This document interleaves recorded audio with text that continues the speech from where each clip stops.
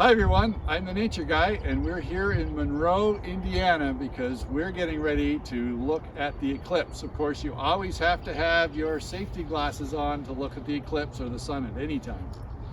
But today, I want to illustrate why it is we're even having an eclipse.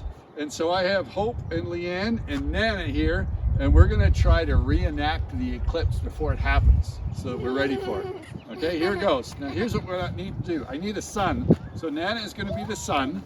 Does the sun move? No. It actually does move. Now, in the daytime, it looks like the sun is moving, but it's because the earth is spinning. But the sun is moving in one direction. So Nana's going to go that way really slowly, okay? When we say it, ready.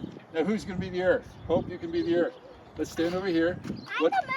I have to go on the moon? Yep, just a minute. Now the earth, what does the earth do compared to the sun? The earth goes around the sun, okay? But you know what the earth also does? The earth is spinning. Once a day it spins, and once a year it goes around. So you're gonna have to do it real slow, okay? So we don't get it. So spin, okay? And go around. You have to come out here a little bit. You're getting too close to the sun. Oh, it's getting hot. Okay, there we go. That's exactly right. Now just stop for a minute. Would this be daytime for your face? Yes. And this would be nighttime for your face, right? Okay, now keep going, day and night. So keep spinning that way. Okay, now you're the moon. You have to go around the earth. Okay, so put your hands down because you'll crash. Now the earth needs to go a little slower. Okay, and now you have to go around the moon, but you know what the moon does? The moon faces the earth all the time. So you don't spin, but you have to kind of just keep going around like that, around her, around the earth, go around the earth. Okay, there we go. Now the earth is spinning, that's making our days. The moon's going around the earth, and the sun is moving through space. Don't crash. Okay, now stop. Okay, if you were turning this way, if you were standing on this side of the earth, and you were just right there, what would you see? Would you see the sun or would you see the shadow? You'd be getting burnt. The shadow. Ouch. So this is the moon creating a shadow from the sun. Now, in this case, guess what? The moon's too small to hide all of the earth. So can the sun go far away for a bit here? Just kind of go off like that. Okay, it's looking smaller. The sun's looking smaller and smaller and smaller. And now the moon is big enough that it's covering the sun. And so if it's just before the eclipse, the moon is there. And if you come this way, then it's the eclipse. And then if you go past, then it's done. So in 2 hours, we're going to get to see it, all right? Yeah! All right. So it's just about time for the eclipse. We have our solar glasses on so the sun doesn't hurt our eyes. I decided to lay on the playground slide so I would be at the correct angle to look at the sun. This is what the sun looks like through the solar glasses. No sign of the eclipse yet. Oh, but now it's just starting. A bit of the moon is overlapping the sun, and over the next hour it'll slowly cover more and more and more of the sun. When the sun was about half covered like this, we started noticing some strange things. It was getting darker, the wind picked up, and our shadows were different.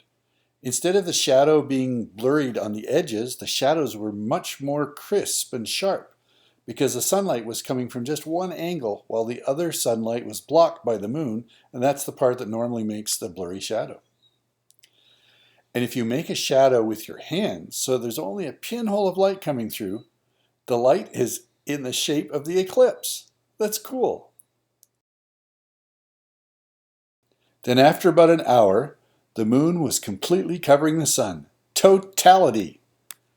You can see the black shadow of the moon and the corona of the sun, or the sun's rays, heading out into space all the way around. It was so cool to see how dark it was, even in the middle of the afternoon when the sun was completely covered by the moon. But what was interesting is that there was a sunset-like glow all around in all directions. You see, we were seeing the sun off in the distance away from the round shadow created by the moon. It was a really cool sunset. You didn't need solar glasses during the total eclipse. And you could see little orange spots around the edge of the moon called Bailey's beads.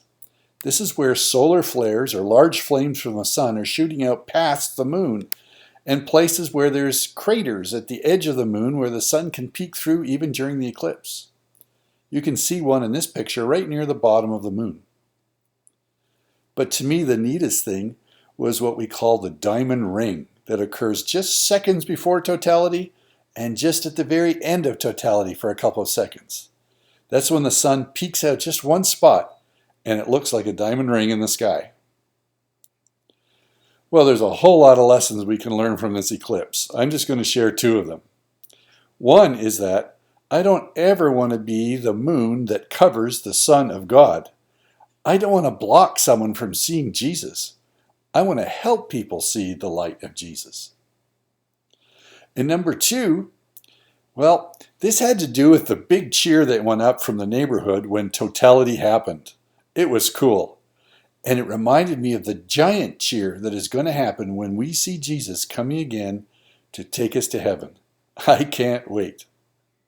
Well, that's it for now. See you next time. Bye.